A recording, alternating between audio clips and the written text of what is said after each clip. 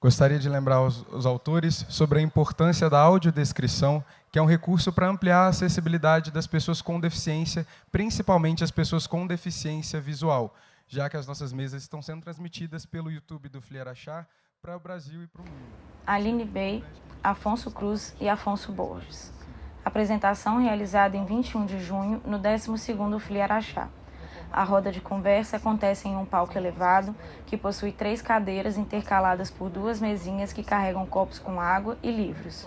O fundo é composto pelas cores tema do 12º FLI Araxá, azul, vermelho e verde, e um telão à esquerda, que passa ao vivo a apresentação que está sendo filmada. Os palestrantes se assentam nas cadeiras dispostas no palco. Da esquerda para a direita, a primeira pessoa sentada é Marcelino Freire, um homem branco de cabelos castanhos curtos e lisos. Ele traja camiseta de botões branca estampada de vermelho e calça azul escuro. Usa óculos retangulares de aro preto. A segunda pessoa sentada é Aline Bey, uma mulher branca de cabelos castanhos lisos e longos. Ela traja blusa de manga comprida preta, calça preta de látex e por cima usa um blazer cinza. Leva no pescoço o crachá dos participantes do evento. A terceira e última pessoa sentada é Afonso Cruz, um homem branco que não possui cabelos e tem barba de tom grisalho. Ele traja blusa vinho e calça jeans. No canto inferior direito do vídeo em questão estão do início ao fim as intérpretes de Libras, ora sendo uma mulher branca de cabelos presos e blusa preta, ora sendo uma mulher branca de cabelos claros, lisos e blazer preto. Elas traduzem simultaneamente tudo o que está sendo falado. De tempos em tempos, a plateia é filmada e é possível ver que está cheia. No canto superior direito do vídeo em questão, lê-se 12º FLI Araxá. Muito bem. Eu vou fazer a autodescrição, né? Eu sou Afonso Borges. Tenho um cabelo grisalho, grande, uma cara sempre animada no corre-corre que ele está com a equipe toda. Brincadeiras à parte, um aplauso para o Afonso Borges e toda a equipe. Mais barulho, gente, não é fácil fazer uma...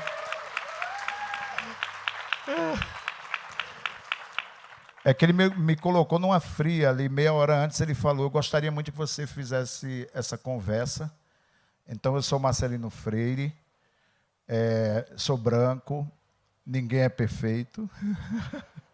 Eu estou aqui vestindo uma camisa para São Jorge, aqui com uma pintura em homenagem a São Jorge, uma camisa branca. Tenho cabelo branco, estou usando óculos, uma calça quadriculada azul. É isso, por enquanto. Você, Aline. Alô, boa noite, gente, tudo bem? É um prazer estar aqui com vocês, ao lado de 2 grandes escritores que eu admiro muito. Eu sou uma mulher branca, tenho os cabelos pretos, longos, estou vestindo um terno cinza, uma calça preta, uma bota marrom e uma camisa preta com estrelinhas. E tenho 36 anos. Boa noite. Eu sou português, sou um homem branco. Ontem disse que tinha um penteado invisível, hoje repito a descrição. Tenho também uma cabeça brilhante, cabeça que reflete mais luz. Sempre que vou à televisão ponho muita maquilhagem, precisamente por causa disso. Tenho barba grisalha, uso uma t-shirt, camiseta de cor de vinho, que é sempre bom quando a gente bebe demais e entorna, ninguém repara. E calças de ganga. Muito bem. Olhem só, eu estava ouvindo vocês fazerem a autodescrição e estava acompanhando também um pouco, conheço a Aline já há um tempo. É um prazer estar com você aqui, Afonso Cruz. Eu queria saber de vocês o seguinte, porque eu vejo a sua biografia, né? Teatro, música, animação, desenho, ilustração, escrita, né? Aline Bey, conheci quando a Aline Bey era atriz, ela vai me dizer se é atriz ou era. Atriz, teatro, né? Fez curso de letras. E o livro dela, né, O Peso do Pássaro Morto, foi recusado por muitas editoras porque confundiam com poesia. Diziam que o livro lembrava poesia, o livro não venderia por causa disso. Então, tem uma coisa também de gênero entre vocês, não é? Uma coisa, são ensaios, é de difícil denominação e classificação o que o Afonso Cruz escreve. Então, eu queria que vocês tivessem a oportunidade de dizer, então, o que é que vocês fazem, de fato, onde é que tem a atriz Aline Bey, onde é que é a escritora Aline Bey, onde é a poeta Aline Bey, e o Afonso Cruz, músico, quando está escrevendo faz música, quando faz música está escrevendo, está desenhando. Então, por favor, resolva essa confusão para a gente. Afonso, por favor, comece a resolver. Diga você, Aline. Vamos lá, tentar resolver essa confusão de uma vez por todas. Bom, é uma honra estar aqui com o meu mestre, Marcelino Freire, né? Foi meu professor, eu estou sempre falando dele nas mesas que eu faço, nas oficinas que eu ministro. E aí, quando ele está aqui presente, eu fico sempre um pouco acanhada diante de uma pessoa que eu admiro tanto. E vou tentar ficar mais solta no decorrer da mesa. De toda forma, eu comecei no teatro, né? E eu acho que para quem já fez teatro sabe como essa experiência é uma experiência que marca o nosso corpo, o nosso fazer, e o nosso fazer em relação a tudo. Eu acho que o teatro ele modifica o modo como a gente lida com o espaço, com as outras pessoas, o modo como a gente habita o nosso próprio corpo, habita a palavra. Então, sendo muito jovem, tendo feito teatro tão jovem assim, eu acho que essa formação foi algo que foi, de alguma forma, me levando para a escrita, mesmo inconscientemente. E quando eu finquei os meus pés na escrita, o teatro não foi embora, então eu fico nessa fronteira.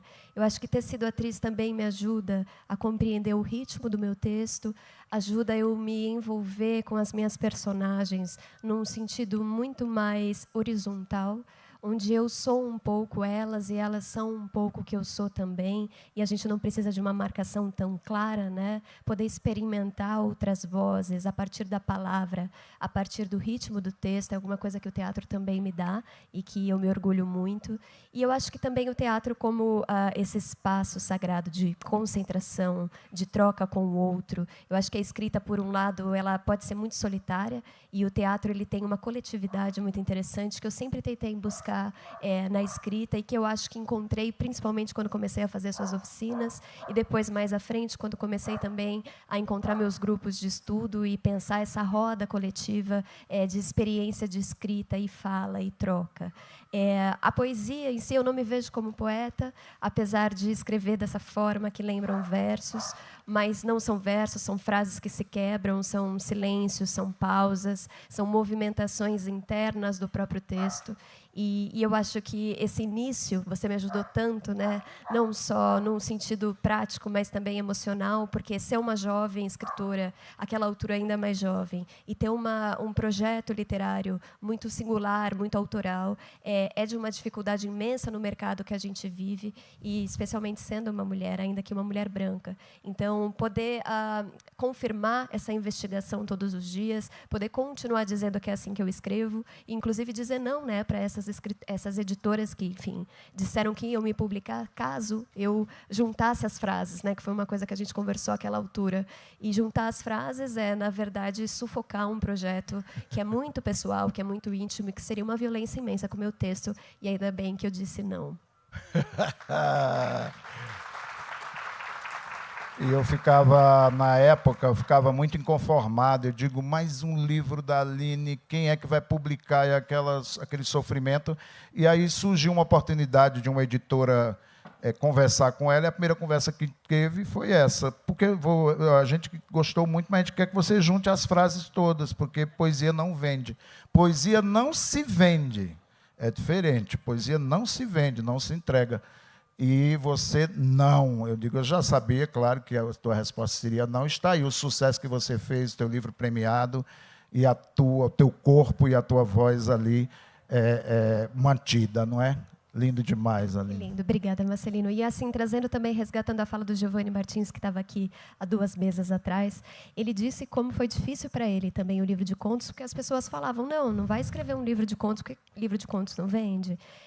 Tudo não parece não vender, né? Se a gente for se orientar por isso, somos artistas, enfim, estamos numa outra ordem, né, de subversão. Então, é muito importante que a gente banque os nossos projetos sempre. Lindo.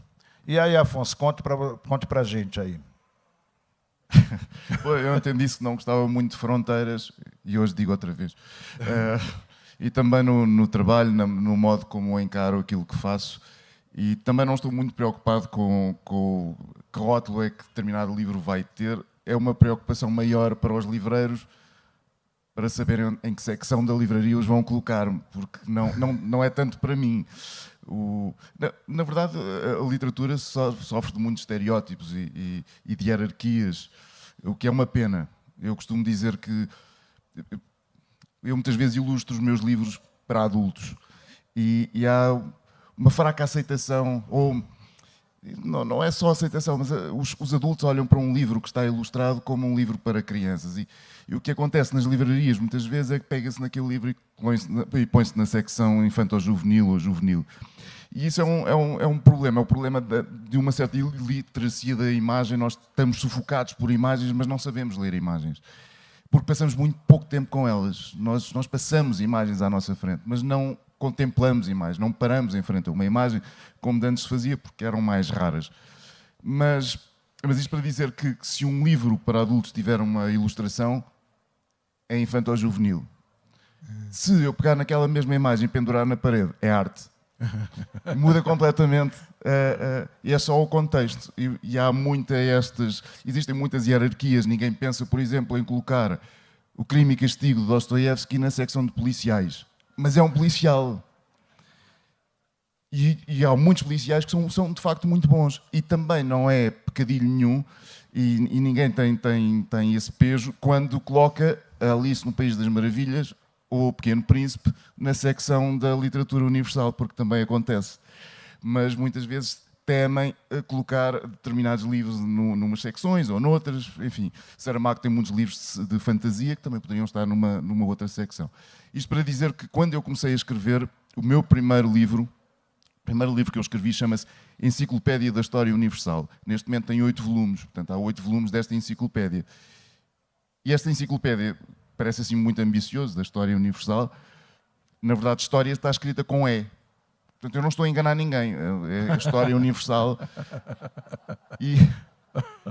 E tem um aspecto de enciclopédia, de A a Z. Portanto, tem verbetes que são organizados alfabeticamente, desde A a Z, mas tudo o que está lá escrito é inventado. Portanto, os factos daquela enciclopédia são todos inventados. Aquelas personagens não existem, aquelas pessoas não existem, os autores dos livros que são citados não existem, e muito menos os livros que eles escreveram. A bibliografia é falsa, eles citam-se uns aos outros, enfim, é tudo inventado. E às vezes tem coisas que são verdade, mas são falsas citações. Eu coloco palavras na boca de determinados autores que nunca disseram, às vezes atribuo determinada frase a um autor que não o disse, etc. E aquilo foi sempre muito... Nunca se percebeu muito bem onde é que se havia de colocar aquele livro. E inicialmente ele aparecia sempre na secção de História das livrarias. E eu entrava numa livraria todo contente porque já tinha um livro publicado e o livro estava na secção de História e ninguém o ia comprar, não, nenhum historiador vai comprar um livro destes. E eu pegava no livro, às vezes, e chegava ao pé dos livreiros e dizia: olha, desculpe, este livro não tem nada de história. Isto é ficção, devia estar na ficção. E eles não acreditavam em mim. No outro dia lá estava o livro na secção de História outra vez. E ele passou a vida assim, coitado. E eu tinha pena do livro. Mas também tinha vergonha de dizer aos livreiros: não, a sério, vocês acreditem em mim, porque fui eu que escrevi. E eu sei o que é que estou a dizer. E continua durante muito tempo a acontecer coisas semelhantes. A determinada altura, eu tenho... Já me estou a alongar demasiado, peço desculpa. Eu tenho uma das personagens que inventei, é uma refugiada polaca que durante a Segunda Guerra Mundial foge do nazismo para Portugal. E radica-se em Portugal, vive em Portugal, vive inicialmente numa zona que era perto do Casino Estoril, de uma zona de casinos, de jogo, porque havia ali também muitos refugiados judeus, etc. E ela escreveu livros de aforismos, chamados Fragmentos do Espanto. E num desses aforismos, ela diz o seguinte: é uma injustiça que os polvos, as lulas e os chocos tenham 3 corações. enquanto que a maior parte dos seres humanos tenha uma desoladora ausência de coração. E a determinada altura escreveu-me um senhor a perguntar, uma mensagem, a dizer que gostava muito de comprar esse livro, o livro da Malgorzata Zayats, ou Zayonts, que é o nome dela. E eu disse-lhe, olha, eu tenho muita pena, mas eu acho que esse livro não existe, porque eu é que inventei esta pessoa. E se fui eu que a inventei, tenho muitas dúvidas que ela tenha escrito um livro. Apesar de eu atribuir isto e falar disto como verdade. E ele responde-me e diz assim, oh, que triste que eu fiquei, que pena, porque eu realmente acreditei que os polvos, as luzes e os choques tinham 3 corações. E eu respondi-lhe de volta, não, os polvos, as lulas e os choques têm de facto 3 corações. A Malgorzata é que nunca disse isso, mas eles têm 3 corações. Chega a ser difícil de perceber.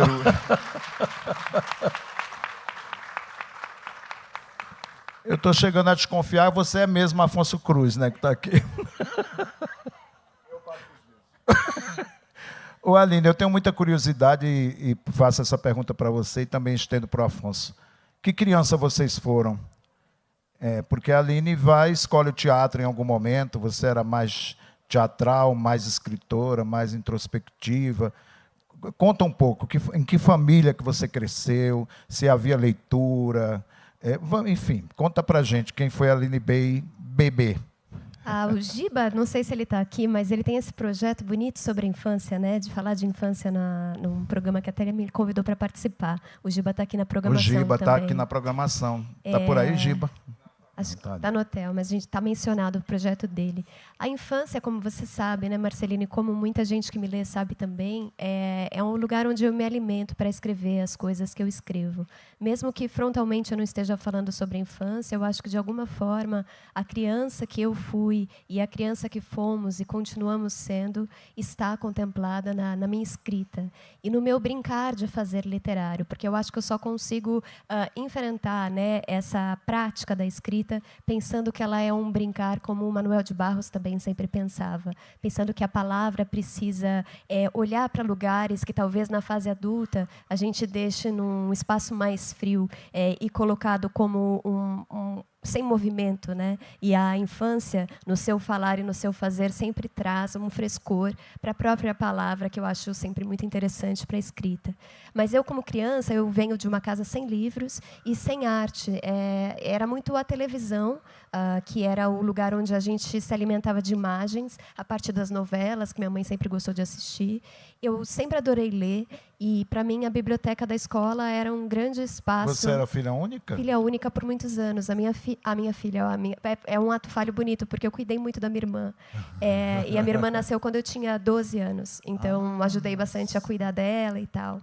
E aí não tinha livros em casa, então a biblioteca da escola era o lugar onde eu conseguia acessar as histórias que eu queria ler. Eu acho que essa questão da liberdade é muito importante também para a minha formação como leitora, e penso que para a formação de muitos jovens, porque muitas vezes os livros que a gente tem que ler na escola para fazer alguma coisa a respeito desse livro, geralmente uma prova, geralmente alguma coisa bem dura e careta, e que fere, né, a sensibilidade daquelas crianças, afasta muita gente das leituras.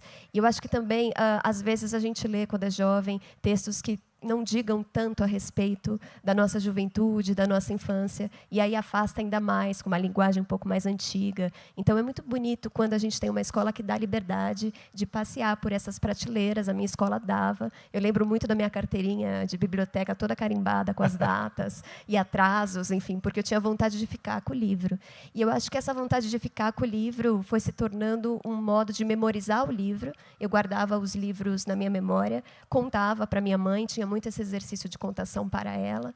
E aí eu acho que a atriz começou a surgir nesse movimento de levar uma história de um lugar para o outro, né? E ter essa história no corpo. Eu era muito tímida, eu ainda sou, e eu acho que fazer teatro, muita gente que é tímido faz teatro, gosta de fazer teatro, eu acho que não é uma coisa que está ligada, assim, acho que no senso comum muita gente imagina que sim, mas eu acredito que fazer teatro é de uma outra ordem, tem um outro corpo que habita o palco e que é convocado para o palco, e eu acho que, inclusive, o tímido espalhafatoso, que todos somos, de alguma forma se acende nesse lugar e descobre uma outra potência de corpo. Então, eu acho que o teatro teatro vem desse desejo de contar histórias, de guardar histórias, e ele me veio também como um desejo de fabulação, de criar um outro tipo de universo dentro da minha casa, que eu era muito solitária, eu ainda sou também, eu acho que a criança que a gente foi, continuamos sendo, como eu já disse, e eu acho que o teatro me trouxe essa coletividade, me trouxe um desejo de contação, de corpo, de criação, e eu fui me descobrindo a artista que eu vim a me tornar e com o passar dos anos. E você foi fazer teatro onde? Na escola? O que é que você Eu fez? primeiro fiz na escola, a escola tinha uns projetos, então eu já me envolvia muito com as professoras de línguas, né, que sempre pensavam o palco como uma forma de condução dos textos e trabalhos que elas tinham em sala.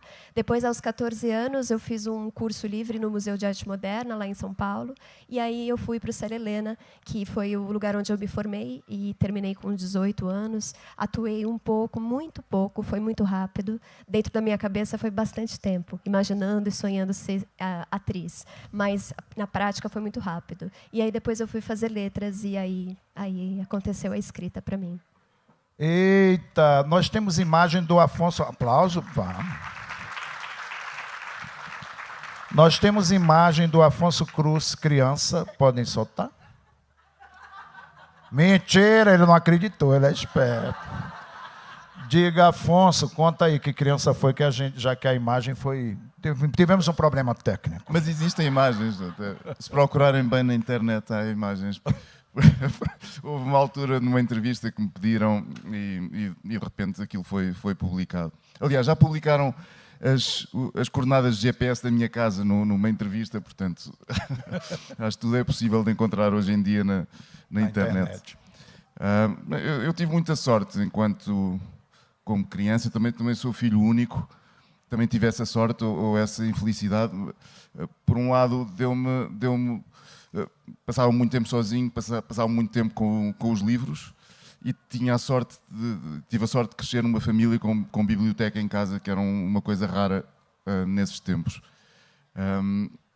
E não só, havia sempre algum contacto com a arte. A família do meu pai era uma família muito sui generis. O meu avô era fotógrafo, foi fotógrafo a vida toda.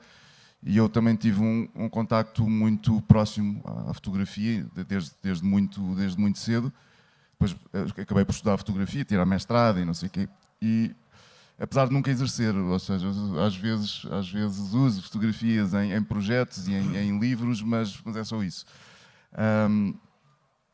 E claro, com os livros e com a própria vivência familiar. O meu avô foi preso algumas vezes, foi torturado. O irmão do meu pai foi um dos capitães de Abril que fez as transmissões para a Revolução. E, portanto, fomos uma família que fomos vivendo isto de uma maneira muito, muito intensa. A política também. Aliás, há um livro que está também publicado aqui no Brasil chamado O Pintor Debaixo da Pia. Na verdade, ele chama-se O Pintor Debaixo do Lava-Loiças, porque a editora não quis alterar a nomenclatura portuguesa para a nomenclatura brasileira e, portanto, ficou Debaixo do Lava-Loiças, que significa pia aqui no Brasil. Precisamente porque os meus avós, durante a Segunda Guerra Mundial, esconderam um pintor refugiado, um artista judeu. E ele, porque já existia a polícia política, não era a PID, mas era a PVDE, Polícia de Vigilância do Estado. E eles apareciam sempre à noite ou de madrugada. E com medo da polícia, ele dormia então escondido debaixo da pia. E eu acabei por escrever depois, mais tarde, e já depois da morte dos meus avós, a história deste pintor, ainda que fabulada, porque sabe-se muito pouco da vida dele. Mas a casa era um mundo muito mágico, a casa dos meus avós. Por exemplo, havia mobílias feitas com hélices de aviões, porque um dos irmãos do meu avô e o meu avô foram aviadores. Um deles, o irmão do meu avô, o irmão mais velho, tinha sido um pioneiro da aviação, tinha feito as grandes viagens, as primeiras grandes viagens de aviação para o Oriente, nos anos 30. E havia um jogador de futebol também, que jogou no Sporting, que era um outro tio. E havia também um tio que era músico e poeta. E, portanto, aquela casa era cheia de objetos estranhos, para mim, enquanto criança, e era um mundo muito, muito fascinante. E, claro, isso também imagino que me tenha dado alguma, ou me tenha trazido alguma coisa na infância. Nossa, que coisa, hein? Oh. Você contando e eu me colocando no lugar, imaginando a sua casa e essa figura, e esse pintor escondido, incrível. E os objetos com hélice, né? Os objetos, lindo, hélices e tudo, e que tem muito a ver com a tua literatura também, que a gente vai encontrando guarda-chuva, hélice, todos os objetos estranhos possíveis. Aline, me diz uma coisa que eu converso muito nas minhas oficinas é a mancha do texto, né? O que é a mancha que você deixa instaurada, né? O espaço utilizado no texto, qual é o teu espaço, né? A extensão do teu corpo está na página, né? Então, é muito notório, e eu dou como exemplo a tua escrita. Exatamente, eu queria saber como é que você encontra no Peso do Pássaro Morto, até antes nos teus contos, né, nos textos que você publicava no site Oitava Arte, como é que você encontrou aquela extensão do teu corpo, aquela respiração, aquele lugar onde você mancha o seu texto e afirma e deixa a tua assinatura ali, né? É bonito porque essa construção, ela tem, hoje em dia, ela está menos intuitiva e mais problematizada. Eu acho que quando eu comecei a escrever, a primeira coisa que me veio é que eu era poeta. Eu amo poesia, sou leitora de poesia e fui atriz, como já contei para vocês. Então, tem alguma coisa nos poetas, eu não sei se vocês sentem isso, mas àquela altura eu sentia e ainda sinto um pouco, um modo de estar no mundo que é bonito, um jeito de estar no próprio corpo, parece que uma luz recai assim sobre o poeta, sobre a poeta, e é bonito o jeito que até a roupa cai, a boina. Os poetas que eu conheci na época da faculdade tinham essa luminosidade. Então, eu comecei a escrever falando que eu era poeta. Isso foi muito importante porque me deu a liberdade dessa mancha que você diz. Porque o prosador, eu acho que quando a gente começa a escrever, como você também diz, a gente começa com toda uma estrutura que já está estabelecida, histórica, né? A gente escreve com o sistema literário, usando uma expressão que você usa muito nas oficinas, e que, no final das contas, também é uma coisa que a gente precisa aprender a desfazer para poder encontrar o nosso próprio ritmo, não só os nossos assuntos, mas também o modo singular com o qual a gente vai tratar as coisas que a gente vai elaborar na folha. E são anos até a gente chegar nesse lugar, né, de independência. Eu nem sei se a gente consegue chegar completamente, mas é sempre uma atividade que a gente precisa fazer. Essa voz é nossa, a gente está escrevendo com o que é nosso, com a nossa vida, com a nossa matéria de escrita. E aí, ser poeta, imaginar que eu era poeta, me deu liberdade. E na época da faculdade de letras, eu estava estudando muitos poetas concretos. E é claro que eu tinha vislumbrado um pouco da pesquisa deles no ensino médio, mas na faculdade isso se aprofundou e se juntou com o fato de eu estar escrevendo.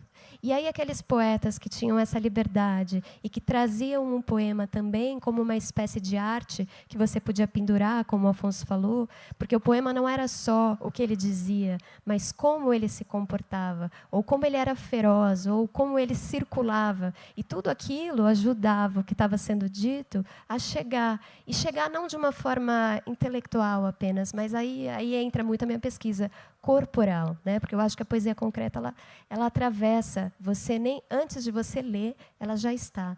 E aí isso foi me interessando cada vez mais. Eu nunca convenci ninguém de que eu era poeta. Então, na revista da faculdade, que eu publicava na seção de poesia, as pessoas me diziam, não é poesia o que você faz. Gostavam, me cumprimentavam na faculdade, mas diziam que eu estava na seção errada. E quando eu migrei para o conto, acontecia a mesera coisa. Quando eu mandava meus textos para os meus amigos, eles me perguntavam, mas o que é isso que você escreveu? Então, essa pergunta sempre era difícil inferno, convencer. Né? Era difícil. Então, eu acho que, aos poucos, o que eu fui fazendo foi sustentar essa pesquisa, entender que ela era alguma coisa anterior até à minha própria escrita. Fui assumindo as minhas influências teatrais, dramatúrgicas, poéticas também, por mais que eu não seja, enfim, poeta, mas tenho uma influência forte da poesia. Uma música forte aqui, né?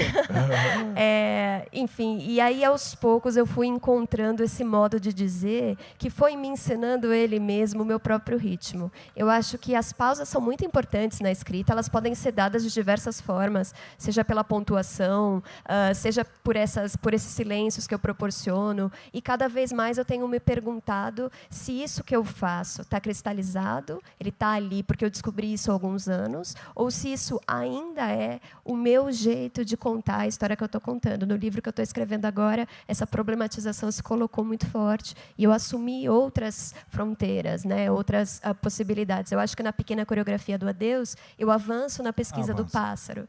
E nesse novo livro, eu avanço ainda mais num sentido de realmente me perguntar sobre tudo que está na folha, né? Essa intencionalidade eu acho que é muito importante quando a gente escreve. Eita! A gente vai saber aqui na Fli Araxá qual é o próximo livro dela, o que é que ela pode dizer aí que ela está investigando. Ô Afonso, eu coordeno oficinas de literatura e é um inferno, não só como coordenador, mas como escritor, porque eu recebo, por exemplo, um original de um livro. A pessoa está escrevendo o primeiro livro e diz assim, porque eu já coloquei aqui um espaço para o prefácio, para o pós-fácio.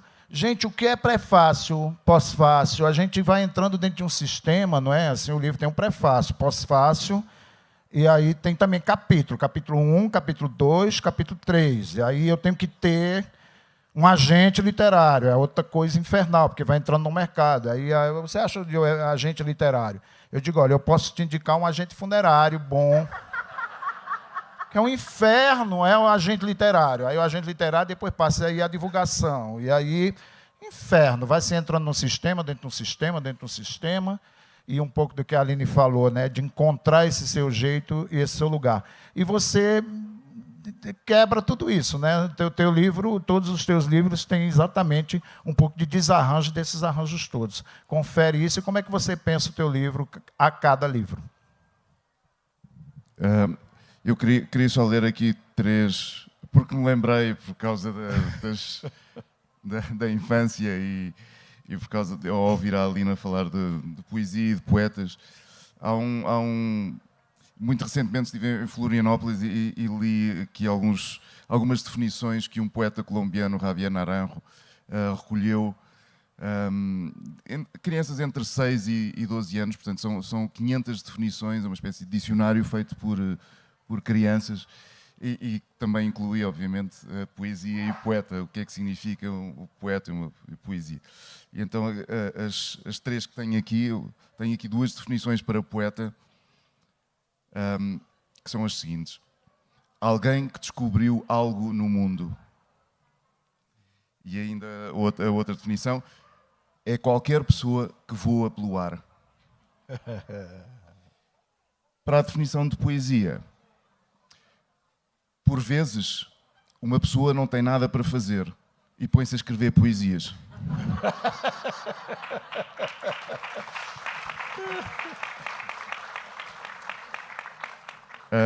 Sim, eu ontem falei de um livro que era para ter 3 lombadas, que é para onde vamos guardar. Você falou ontem, mas acho que não falei do final do livro, pois não. Não falei do final desse livro. Não. Também não vou falar. Porque é um spoiler. Não tem problema. O final é em aberto. Ou seja, nós não sabemos o que é que vai acontecer a uma das personagens. E o que é que eu decidi fazer? Com essa publicação, que já na altura foi uma carga de trabalhos, foi muito difícil de pôr em prática. Decidi fazer 3 livros diferentes desse mesmo livro. Portanto, é um livro muito grande, com 500 páginas, mas decidi que ele teria 3 finais diferentes. E então a primeira edição saiu com 5.000 exemplares, todos iguais, mais um com outro final diferente e mais outro com outro final diferente. Portanto, havia 3 livros diferentes, na verdade, com 3 finais diferentes. E então, depois decidimos com a editora que seria interessante, já que estes eram exemplares únicos, oferecer alguns livros a quem tivesse os exemplares especiais. Mas para que, pensei eu, que os livreiros e os bibliotecários, porque têm mais livros à disposição, não fossem logo ver o final, e, portanto, o livro calhar-lhes a eles, eu pensei, não, tenho de arranjar aqui um mecanismo qualquer para que não seja assim tão fácil.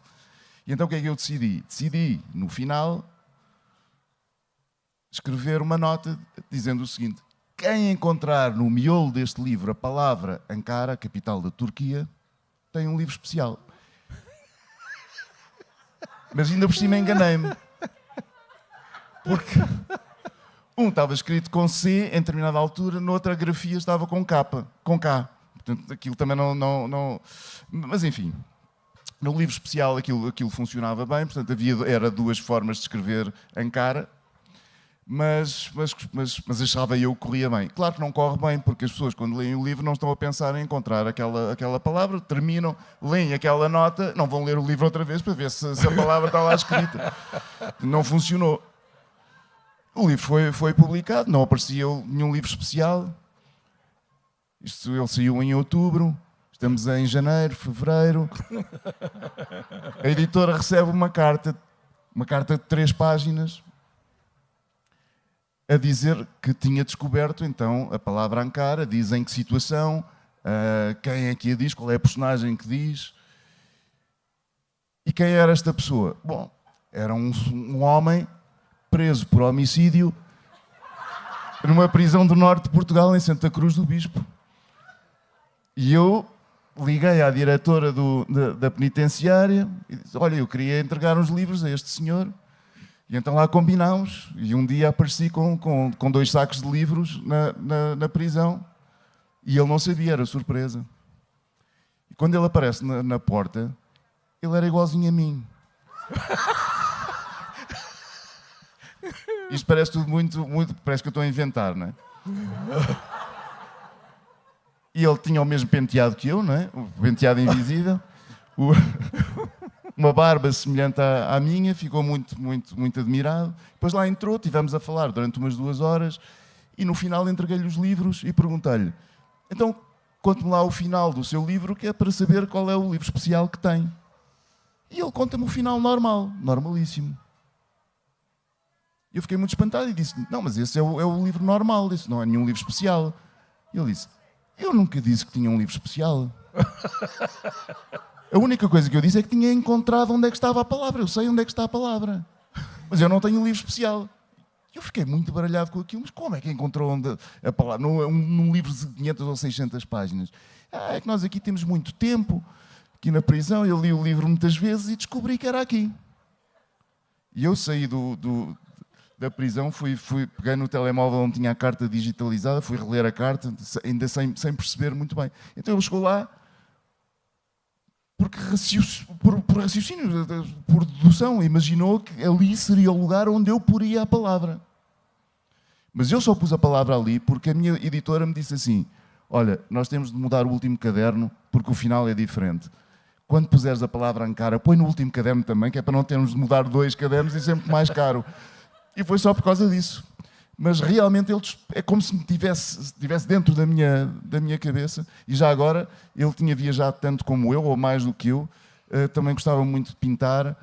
Éramos realmente pessoas muito parecidas. E o filho dele, ainda por cima, dizia, bom, se mudassem a fotografia na orelha do livro, de um e do outro, ninguém notava a diferença.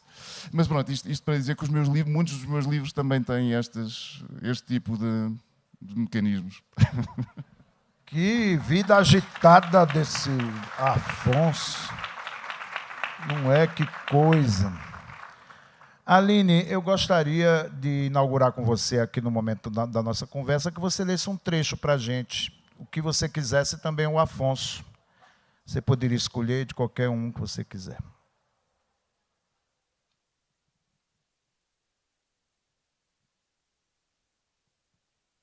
Caiu ali. O que é isso, Aline? Eu sou curioso. Ela disse, nem eu sei. Eu não, deixa aqui. Eu vou colocando as coisas dentro dos livros e aí depois vou caindo. Enfim, eu vou ler um trecho aqui da Pequena Coreografia do Adeus, que é o meu segundo livro. A Júlia, né, que é a protagonista, é uma menina. A gente começa o livro com ela nessa fase que é a infância, quase a adolescência. Ela vai descobrindo no diário um desejo de escrita que vai se estendendo por todo o livro, vai se agravando. Ela tem pais separados e uma mãe que tem, enfim, um jeito de ser muito rigoroso, muito difícil de lidar para ela. Uma mãe narcisista, né? E eu acho que esse trecho aqui fala um pouco sobre isso. Em casa, minha mãe arrastava suas dores como um manto. ao mesmo tempo que marchava seu velho soldado. Era ele quem lhe causava uma falsa sensação de controle, enquanto o manto emanava uma aura de respeito, como se dissesse: não se aproxime, sou uma ilha, sou a mulher que sofreu. A verdade é que ela nunca se levantou totalmente depois que meu pai se foi. Começou a me cobrar a responsabilidade, não só de ser uma filha exemplar, mas também um pequeno marido. A única parte boa nisso tudo é que, por medo da solidão, ela começou a abrir um espaço para mim em sua cama, pois eu ia, passava perfume, depois arrastava o meu travesseiro até o seu quarto e, conforme a noite crepitava, algo bonito e inexplicável acontecia com a minha mãe. De olhos semicerrados, ela sussurrava para mim: ainda bem que eu tenho você, meu amor. Meu amor? Mãe, a senhora me chamou de meu amor? Ela sorria, os cílios longuíssimos. Devagar fui percebendo que tudo o que eu precisava fazer era esperar que a madrugada adentrasse o núcleo vital daquela mulher. No fundo, minha mãe era uma flor que sangrou por ser idealista, por isso se fechou em aço. Se abria apenas quando o sono era quem comandava o seu espírito. Ao seu lado na cama, passei a desfrutar de uma nova presença materna que um dia até me contou: antigamente, eu escrevia música. Não acredito. É sério. A que eu mais gosto é escrevi enquanto te amamentava, noite adentro. Teu pai não chegava nunca. Pedi para ela cantar a música, a senhora lembra? Ela arrastou os versos. Um dia, Agenor decidiu subir os degraus deste mundo. Levou um tempo ioiô. Sobe, Agenor. Sua mulher Yaya ficou pasma, Senhor. Quanto degrau, meu Deus. Quanto mundo. Que bonita, mãe. Meu sonho era ser cantora. Igual ao teu pai? Ela fez que sim com a cabeça. Eu mal conseguia acreditar naquela entrega. E por que a senhora parou? Mãe, por que a senhora parou?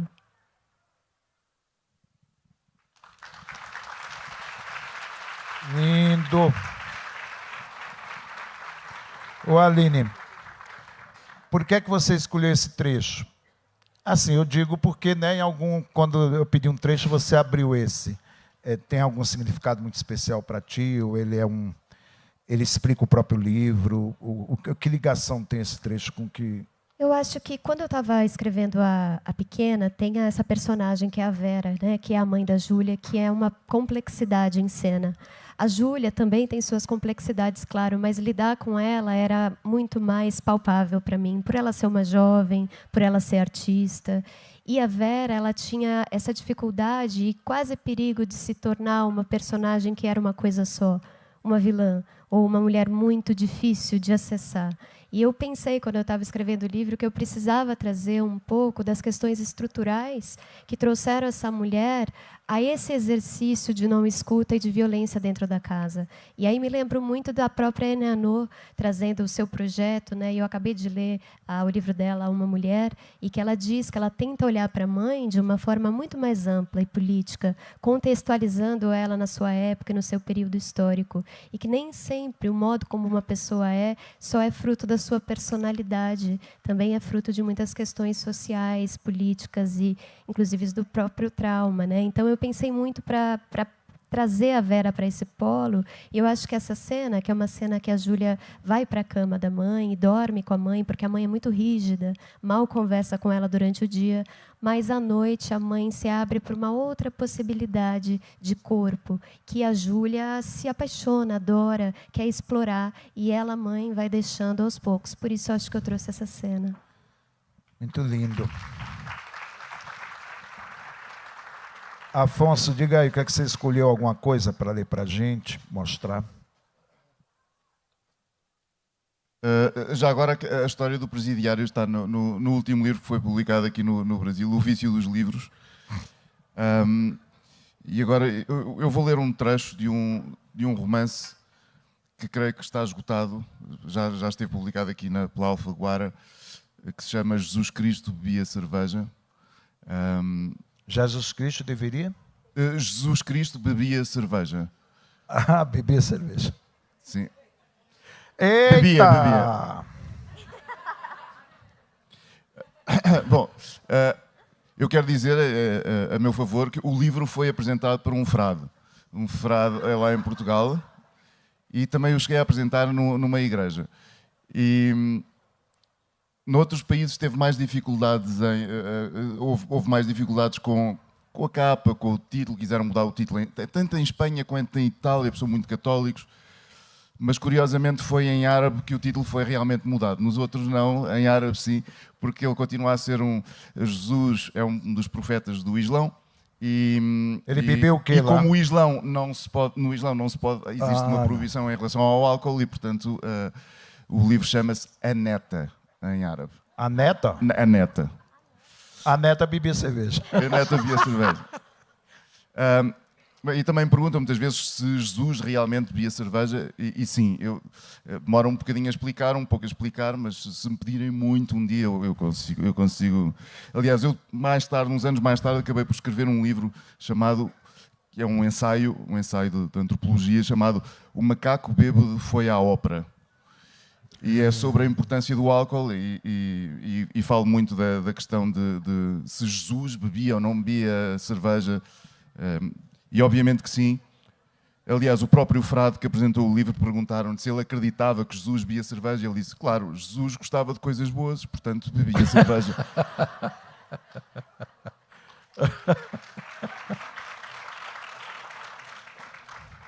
O que é duvidoso é que tenha bebido vinho. Isso é duvidoso, apesar do... Porque é um erro de tradução. Não estou a dizer isto como piada, mas de facto, cerveja era impossível não ter bebido. Vinho poderia ter bebido, mas dificilmente. Bom, então é um trecho muito rápido, muito curto, que diz o seguinte. Quando acordaram de manhã, na mesma cama, ela disse-lhe que queria ter um passado com ele. Não era um futuro, que é uma coisa incerta, mas um passado, que é isso que têm dois velhos depois de passarem uma vida juntos. Quando disse que queria ter um passado com alguém, queria dizer tudo. Não desejava uma incerteza, mas a história, a verdade.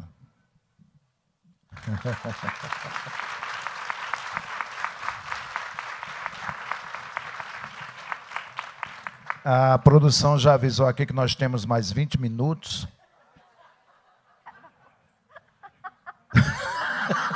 Duplicando, eles falam, Pelo amor de Deus! Aline, você falou do teu terceiro livro, né?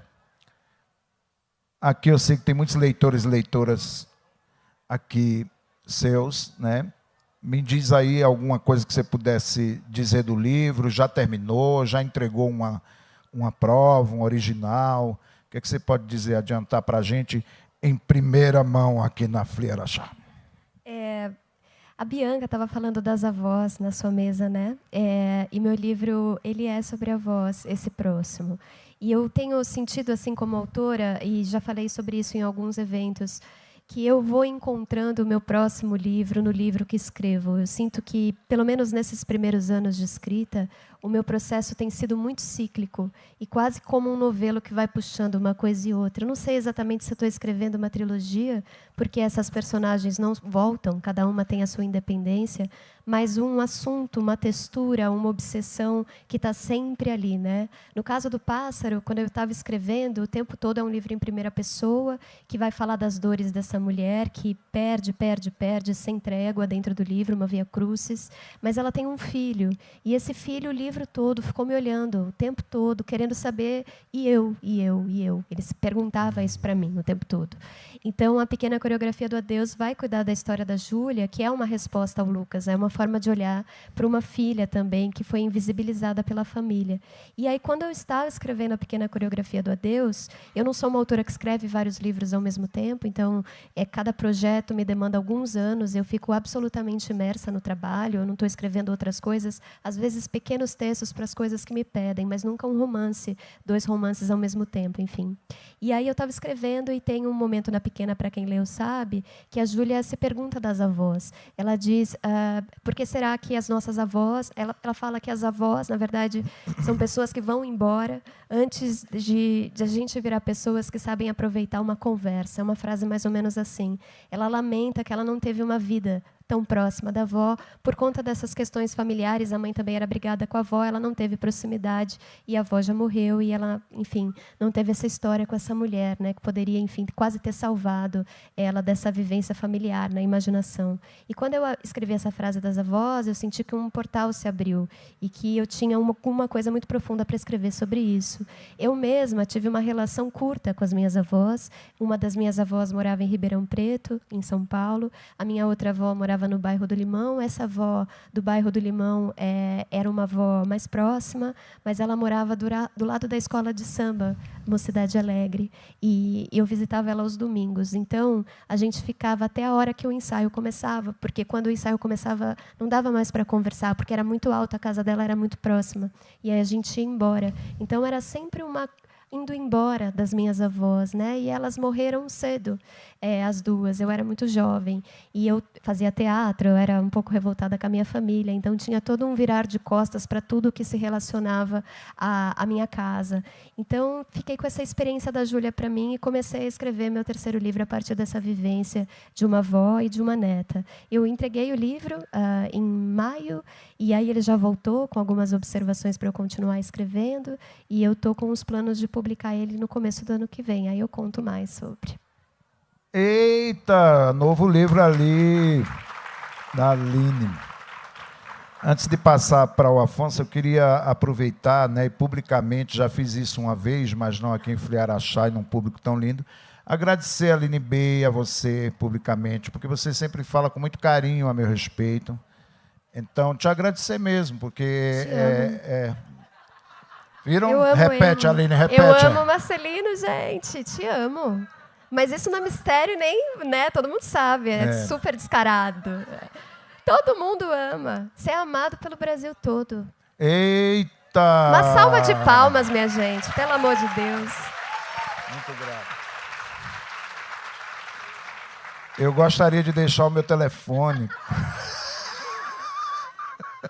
Anotem, gente, não percam essa oportunidade.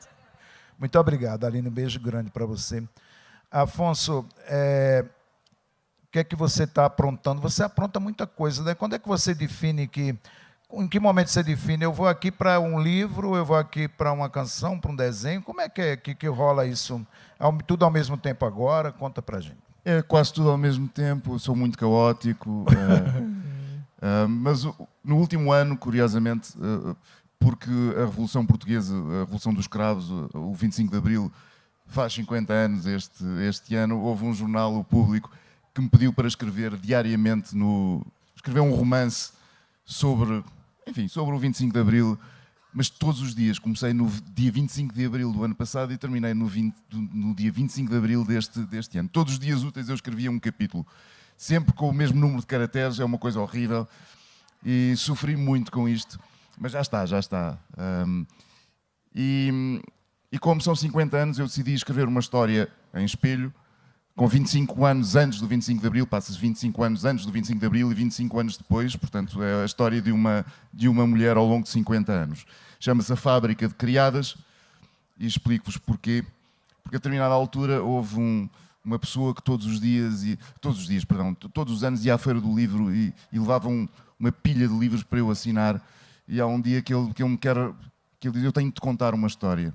E mais tarde apresentou-me uma pessoa que lhe tinha contado essa história e eu decidi inventar uma vida para essa pessoa, mas recuperei a infância dela. E provavelmente este livro será publicado no Brasil ainda este ano, e em Portugal e em Espanha, em princípio, ao mesmo tempo, mas eu acho que não vou estragar nada em contar-vos isto. Vocês têm uma memória de passarinho, de peixe de aquário, vão se esquecer disto daqui a umas horas. E a história é mais ou menos esta. Existia ali um edifício muito grande em Lisboa, que já foi um lazareto, onde as pessoas ficavam de quarentena quando vinham de viagens distantes, que depois se tornou num asilo para meninas desvalidas, como se chamava na altura. Que eram meninas órfãs ou abandonadas pelos pais. E acontece que esta senhora contou-me a história da sua vida quando foi abandonada pelo pai, quando a mãe morreu, nesse asilo, que era gerido por freiras. E ela é deixada nesse asilo em 1952, creio. E estas crianças só tinham dois objetos. Portanto, tinha uma bata, elas nunca estavam nuas, tomavam banho havia uma bata especial para tomarem banho, era uma vez por semana. Não tinham mais nada, nenhum objeto, além de uma agulha para remendar a bata e um gancho para prender o cabelo quando estavam a comer. Mas no Natal havia uma série de missas que acabavam às 2, 3, 4 da manhã. E as meninas, depois disso, eram levadas para o refeitório para comerem uma fatia dourada e uns frutos secos, típico do Natal muito pobre. E no primeiro ano, quando ela se senta, todas as meninas têm um brinquedo embrulhado. E era o único brinquedo, o primeiro brinquedo que ela viu desde que chegou ao asilo. Desembrulha o brinquedo e tem uma boneca de papel. É uma boneca de papel. Ela brinca com a boneca durante 1 hora, tiram-lhe a boneca e durante 1 ano ela não volta a ver mais nenhum brinquedo. Acontece o Natal seguinte, a mesma coisa. Tem um brinquedo embrulhado, desembrulha o brinquedo e apercebe-se que é a mesma boneca de papel. Brinca mais 1 hora nesse ano, tiram-lhe a boneca, passa-se mais 1 ano e a coisa repete-se. Mais 1 ano, ela passa 4 anos no asilo. Em janeiro, logo a seguir ao Natal, em janeiro de 1958, há uma derrocada e caem os 3 pisos do edifício. E, por milagre, morrem apenas 3 meninas. E chama-se Fábrica de Criadas, porque elas eram educadas para serem criadas. Portanto, criadas de servir de famílias abastadas que iam buscar as crianças para levar para as suas casas, onde eram muitas vezes abusadas sexualmente também, etc. Enfim. Mas, por muita sorte, no caso desta pessoa, acontece que houve uma freira que achou que ela era mais esperta do que as outras e decidiu ensiná-la a escrever à máquina. E por causa disso ela tornou-se secretária e não criada. Portanto, fugiu ao seu destino, à sua sina. Mas então, quando se dá a derrocada, essa mesma freira, porque gostava muito dela, decide oferecer-lhe a boneca de papel. E ela é realojada num convento, onde é hoje a Feira da Ladra de Lisboa, perto da Feira da Ladra de Lisboa, um convento de Santa Clara. E quando chega ao convento, abre o embrulho e tira a boneca de papel.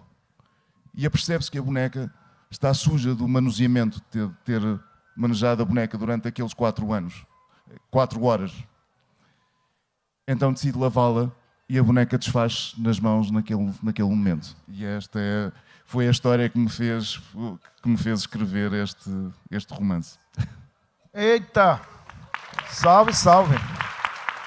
Olha só, amigos, amigas, a Aline e o Afonso estarão autografando, né, seus livros lá. Aqui continua a Fliarachá. Agradeço muito. Muito obrigado.